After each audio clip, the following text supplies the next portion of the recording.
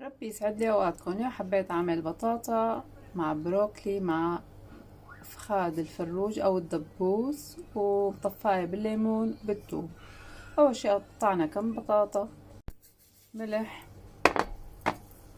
فلفل اسود، كمون، نفس البهارات كمان بنحطهم للفخاد او الدبوس، كزبرة، فليفلة ناعمة او دبس ما بتفرق.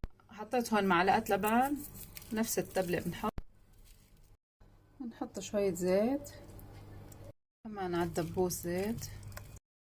هلا هيك صينيتي صارت جاهزة بعد ما تبلتها وزبطتها.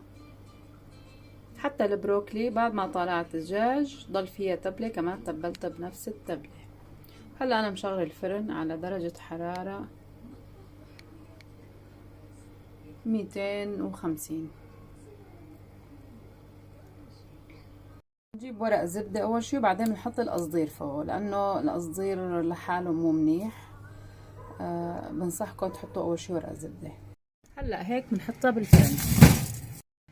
عندي هون توم بدقهم منيح وبعصر ليمونة أو ليمونتين مشان أطفيها بالليمون.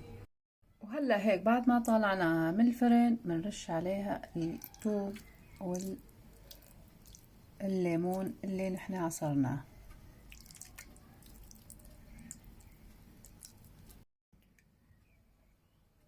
وهاي نهايته، إن شاء الله تعجبكم وصفتي لليوم. وهاي سفرتنا مع شوربة خضار،